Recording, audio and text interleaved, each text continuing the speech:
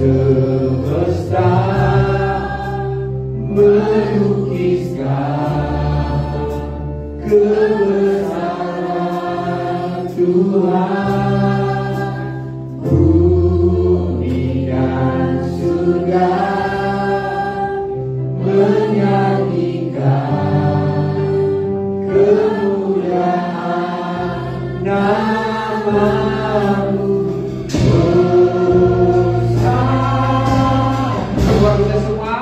Mendengarkan firman Tuhan, ya kami persilakan buat hambanya. Selamat pagi bagi kita semuanya. Lalu, ya Tuhan Yesus memberkati. Tidak ada sebagaimana kita ada semuanya karena kasih dan anugerah Tuhan dalam hidup kita. Dan biarlah setiap orang-orang yang saya percaya kita semuanya sudah menjadi orang-orang yang bijaksana. Karena minggu lalu adalah khotbahnya tentang betapa setiap kita menjadi orang yang bijaksana. Orang yang bijaksana pasti mengerti tujuan hidup kita. Dan saya juga mencatat khotbah banyak. Orang yang bijaksana itu dia tahu kemana tujuan hidupnya. Kalau dia sudah melenceng, dia pasti akan kembali. Kalau dia sudah berada di jalan yang lurus, dia akan terus berjalan. Kalau dia sudah jatuh, dia akan kembali. Jadi setiap orang yang bijaksana itu dia tahu jalannya ke surga atau ke neraka. Dan orang yang bijaksana itu adalah orang yang mendirikan rumahnya di atas batu, karang yang teguh, dan ketika badai datang rumah itu tidak tergoncang, tidak roboh. Demikian juga setiap saudara yang punya iman kepada Yesus Kristus, mengaku Yesus sebagai Tuhan dan menerima Yesus sebagai Tuhan dan Juru Selamat. Dan Tuhan Yesus yang akan mendirikan setiap orang-orang yang percaya di atas batu karang yang teguh. Artinya punya iman yang teguh kepada Tuhan Yesus, maka alam maut tidak menguasai orang-orang yang Tuhan dirikan di atas batu karangnya yang teguh. Dan orang yang melakukan firman Tuhan, orang yang melakukan kehendak Bapa, itulah orang yang bijaksana. Bukan orang yang pintar, bukan orang yang hanya setia ke gereja, pintar khotbah, pintar nyanyi, pintar melayani, pintar bisnis, pintar bekerja, bukan itu. Dan sukses secara jasmani dilihat oleh orang, bukan itu saudara orang bijaksana menurut firman Tuhan. Karena menurut firman Tuhan, orang bijaksana adalah orang yang melakukan kehendak Bapa, orang yang melakukan firman Tuhan dalam hidupnya. Itulah orang yang bijaksana. Puji Tuhan. Karena tema Natal tadi malam itu ya tentang kasih. Ya. Kita harus saling mengasihi. Yang adalah kita harus saling mengasihi. Katakan kita harus saling mengasihi. Kita harus saling mengasihi. Ya, harus saling mengasihi. Kasih itu adalah memberi. Kasih itu memberi, saudara. Kasih itu berkorban. Kasih itu mengampuni. Kasih itu melupakan kesalahan orang lain. Kasih itu taat melakukan firman Tuhan. Karena kasih saling mengasihi pasti ada pengorbanan. Setiap kali kita membaca firman dan mendengar firman, itu harus satu, itu mengajar kita untuk melakukan. Yang kedua, firman Tuhan itu memperbaiki kelakuan kita. Harus ada perubahan.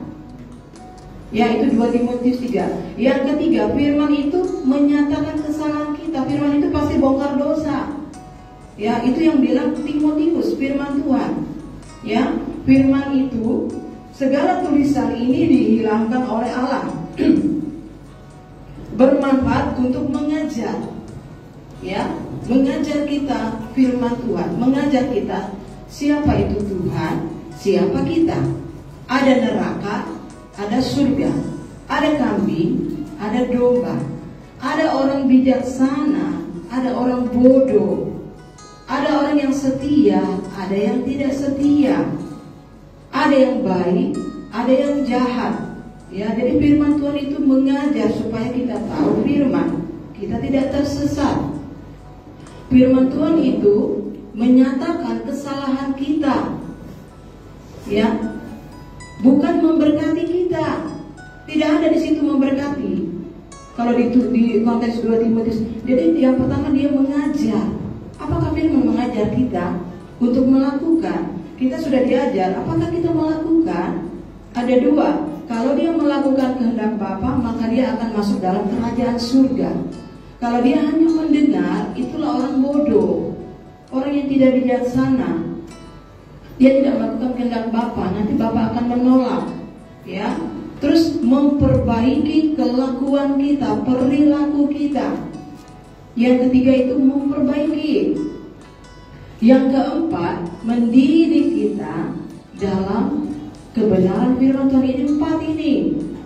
Baru kita punya perbuatan baik sesuai firman itu. Ya, kalau kita mendengar firman yang enak-enak memberkati, tidak ada itu saudara, tidak ada. Ya. Berarti orang itu yang menjadi Tuhannya, bukan Yesus yang menjadi Tuhannya. Dia sendiri yang menjadi Tuhannya. Ya. Jadi kalau firman itu tidak mengajar kita, berarti kita mendengar tapi tidak mendengar, berarti tidak punya telinga mendengar. Ya. Biarpun kita baca sendiri, firman itu mengajar. Coba baca sendiri Alkitab di rumah, dia mengajar.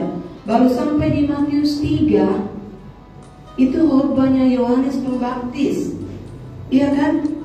Orang-orang yang mau dibaptis, ini ada yang mau dibaptis ya. Jadi nyariin yang mengguru dibaptis kalian. Iya kan? Ya. Belajar dulu. Ya. Ada dia belajar sebelum dibaptis. Setelah dibaptis harus belajar lagi. Ya, kan? Beritakan, jadikan semua bangsa muridku. Jadikan semua orang, semua bangsa murid Yesus. Kalau dia udah jadi murid Yesus, baru dia ajar amang guru. Kalau dia tidak bisa duduk jadi murid, jangan kau ajar amang guru. Dia lempar kau nanti dengan fesisnya. Dia nggak akan bisa diajar. Coba, saudara, kalau saudara nggak mau masuk TK, SD, SMP, SMU, ya, kalau kita nggak mau sekolah, nggak mau duduk jadi murid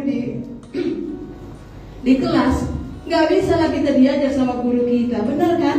Nggak bisa, karena kan saya kan sekarang jadi guru nih, udah 7 tahun jadi guru. Kalau dia nggak mau jadi murid, nggak bisa diajar. Dia harus jadi murid dulu, baris, pakai seragam, tepat waktu, bayar uang sekolah, kerjakan PR, duduk kau situ, duduk nggak kau? Nah, dia baru ku ajar, dengar dulu. Ya, tidak ada yang bodoh, nak, saya bilang. Dengar baik-baik, pahami. Kalau suruh dengar. Kalau suruh tulis. Kalau ikutin direction pasti pintar. Murid-murid itu kan. Saudara, kalau kita nih nggak mau jadi murid, duduk belajar, nggak bisa diajar. Nggak bisa diajar Tuhan Yesus, nggak bisa diajar sama pendeta, nggak bisa. Nggak bisa. Itu tadi yang pakai logika, pakai otak, pakai aja logika, benar kan? Benar. Coba anakmu nggak kau antarkan ke TK situ, kelas 1, dulu di kelas. Kalau dia nggak jadi murid, apa bisa diajar sama gurunya? Nggak bisa. Bisa saudara ajar, nggak bisa. Harus gurunya yang ajar. Kalau sama mama bapaknya nanti kurang ajar dia, manja.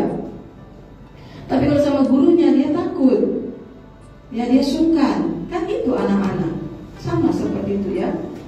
Demikian juga kita. Jadi firman itu mengajar, memperbaiki kelakuan kita, ya, menyatakan dosa kesalahan kita, baru mendidik kita. Kenapa dididik? Supaya nggak auto-auto kita tidak disesatkan oleh diri kita, oleh orang lain, oleh dunia, oleh boris.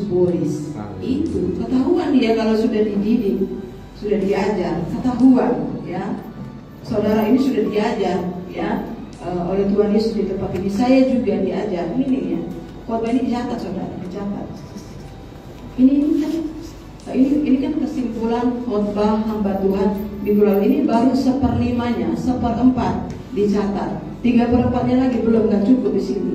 Kalau saudara udah hebat, tidak usah catat di sini. Saudara catat di sini, saudara bisa bisa ajarkan lagi. Kita harus gitu saudara. Itu namanya murid. Karena Tuhan mau pakai semuanya. Banyak dipanggil, sedikit dipilih, ya.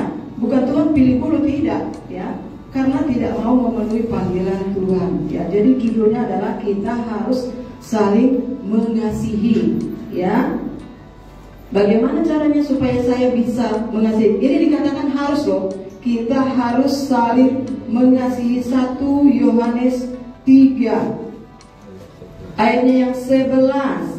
Kasih terhadap saudara sebagai tanda hidup baru. Ya, jangan lupa saudara itu adalah yang sudah percaya Yesus, 1, yang sudah bertobat, ya, keluar dari kegelapan. Jadi satu umat Tuhan yang beribadah, sama-sama beribadah, mengasihi Tuhan, melayani Tuhan, dan melakukan kehendak Tuhan. Udah lahir baru, itu namanya saudara, ya. Jadi harus bisa bedakan mana saudara ayah ibu, mana saudara menurut firman. Terus siapa yang dikasih tanda? Dua-duanya, ya. Jadi kalau apa sih arti saudara? Kau saudaraku yang sudah percaya terima Yesus, sudah bertobat, sudah lahir baru, sudah jadi new creation, orang yang beribadah, orang yang melayani Tuhan, orang yang melakukan kehendak Bapa, orang yang ada Yesus asli di dalam dirinya. Itu saudaramu. Karena banyak orang di dalamnya Yesus palsu, ya. Orang yang di dalamnya ada Yesus yang asli. Cari tahu kapan dia bertobat terima Yesus, kapan dia dijamah oleh Tuhan, dijamah oleh Roh Kudus. Kapan? Ada nggak keluar dari kesaksiannya? Dan bagaimana kehidupannya? Apakah dia melayani Tuhan? Apakah dia melakukan kehendak Bapa? Itu saudara. Ya, Bapak Gembala cerita sama saya. Ada Bapak Gembala yang lain cerita waktu KKR. Ini ada pendeta ini. Pendeta. Saudara kenal nggak pendeta yang melayani saudara? Di luar ini, saudara ikuti. Dia melayani KKR. Wih, mujizat, tumbang-tumbang. Baru ada ibu ini ngomongin, Tuhan, biasanya kalau pekerjaan Roh Kudus itu saya nangis, ya. Jadi kok saya nggak rasa apa-apa ya? Kok saya nggak nangis ya? Tuhan, bukan saya sombong ya Tuhan. Biasanya nggak kayak gini ya. Kan dia nggak bisa nanya sama bapak gembalanya atau teman kiri kanan. Dia hanya bisa tanya Tuhan kalau dia udah lahir baru, di dalam dia ada Yesus asli. Dia tanya Yesus, kenapa begini? Ya, terus Tuhan Yesus bilang sama dia, itu pendeta di dalamnya Yesus palsu. Pantesan. Tapi mujizat terjadi, orang bisa dirawat, bisa tumbang.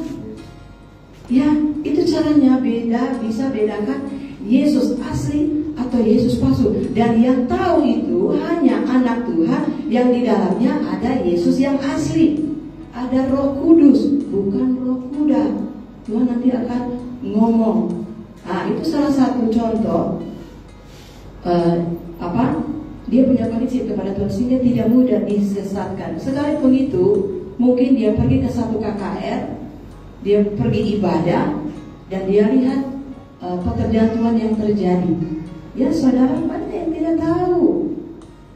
Ya, tapi kembali lagi, kita harus saling mengasihi. Ya, bagaimana bisa saling mengasihi kalau di dalam kita sudah ada Tuhan Yesus yang asli? Kalau masih dari diri kita nanti masih up down, jubur baik, ya. Kalau masih diri kita. Tapi kalau Yesus yang asli, coba lihat Rasul Paulus. Dia tidak ketemu Yesus, saudara. Simon, Petrus, Andreas, 12 murid, satu gagal itu udah lihat Yesus face to face.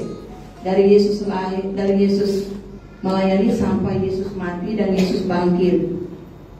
Kalau Rasul Paulus tidak ketemu Yesus, dia hanya dilawat dengan cahaya saja, sama suara. Dia jadi buta, dia bertobat, dia mengalami Tuhan. Ya, dia mengalami Tuhan, dia mengalami jamahan Tuhan, hidupnya sejak itu berubah. Ya, kalian sini ada murid-muridnya Bapak Gembala yang selalu belajar hari Minggu kan? Ada 1, 2, 3. Setiap ibadah yang memburu cinta Tuhan, sampai kalian mengalami jamahan Tuhan, mengalami kelahiran baru, itu baru betul-betul selamat dan memburu. Ya, karena aku ini SMA sudah dibaptis. Aku nggak diajar, aku hanya ikut-ikutan baptis. Aku nggak ngalami apa-apa. Nanti setelah saya punya anak, saya terima Yesus, ya, saya dijamah Roh Kudus. Saya nggak minta dijamah Roh Kudus, saya nggak minta dilahir baru, kan saya nggak tahu.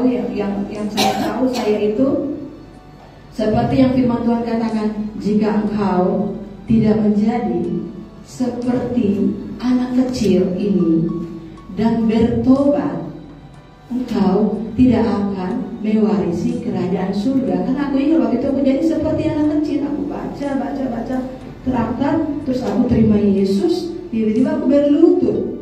Setelah aku berlutut, aku menangis. Ya, itu awalnya saya di zaman Tuhan itu kayak gitu. Saya menangis berapa lama? Nangis mengandungi orang yang ditinggal mati. Oh, lebih dari itu, saudara. Terus menangis, saya akui semua dosa saya, saudara. Itu Matius 3. Ya. Jadi itu pekerjaan Roh Kudus, itu bukan pekerjaan pendeta dan bukan pekerjaan saya. Ya. Dan saya tahu ada yang keluar dari dalam diri saya. Itulah namanya roh maut.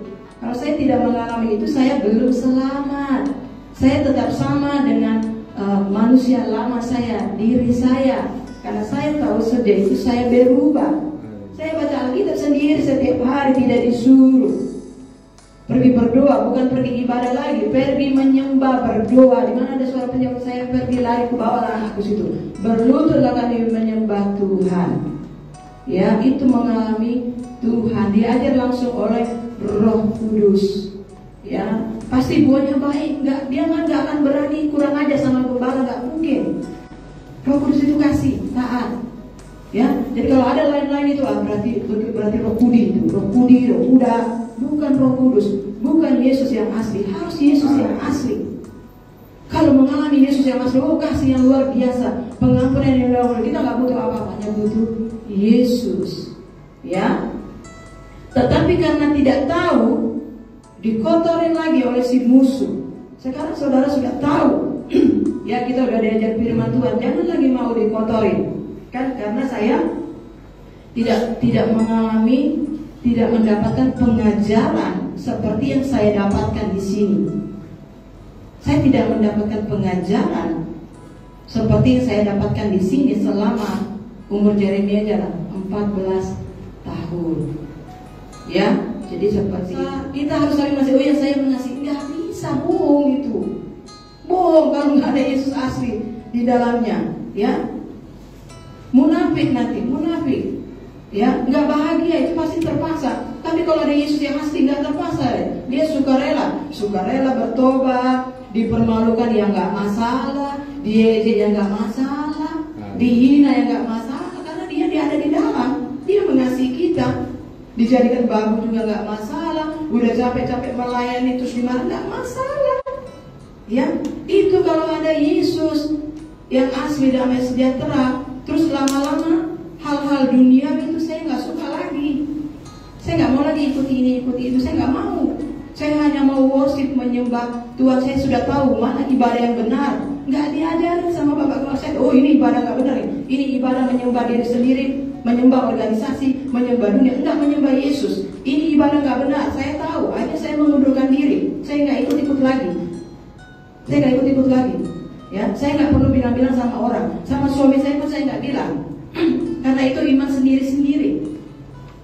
Ya, nanti setelah ini baru saya kasih tahu. Papi, saya dulu begini, saya begini. Dia juga cerita. Itu kami cerita baru tahun ini, ya kan, Papi? Iya. Jadi iman sendiri, follow Jesus sendiri. Ya, saudara yang kasih dalam Tuhan. Ya, jadi itu firman itu mengajak. Firman itu membuka dosa. Ya, setelah dibuka kan kita, oh iya ya, ini kotor, ini harus kubuang, kan jadi bersih. Kalau jadi bersih, layaklah dia masuk surga, itu aja. Kalau dia bersih kan hatinya suci, berarti dia anak kerajaan surga. Dia layaklah nanti oleh kasih karunia Tuhan, oleh imannya nanti dia kalau mati diselamatkan oleh Tuhan Yesus, dijemput oleh malaikat, dibawa pulang ke surga. Untuk itulah Yesus lahir, untuk itulah Yesus mati, karena Dia mengasihi kita. Jadi ingat ya, Yesus itu mengasihi kita. Dia itu mengampuni kita. Dia itu menerima kita apa adanya. Makanya perintahnya sama. Kita harus saling mengasihi. 1 Yohanes 3 ayat 11. Sebab inilah 1 Yohanes 3 11. Sebab inilah berita yang telah kamu dengar dari mulanya, yaitu bahwa kita harus saling mengasihi. Nah, ini kan, ini tema dari STM ya saudara. Karena Bapak Gembala bilang temanya itu, ya saya ikut, ya nurut. Kita nggak bisa nurut Tuhan Yesus langsung kalau sama hamba Tuhan aja kita nggak nurut. Itu murid harus nurut sama gurunya. Tapi lihat gurunya, ya banyak orang di sana gurunya nggak benar. Yohanes ini siapa? Murid Yesus. Yohanes ini kata Yesus, ini Yesus yang ngomong. Dan semua murid, dia ini yang paling dekat dengan aku. 1, 2, 3 ini yang paling dekat. Ya, Yohanes, Yakobus, Petrus. Makanya kalau Yesus naik ke gunung kan 3 orang ini yang dibawa. Layaklah segala bangsa sujud kepadamu.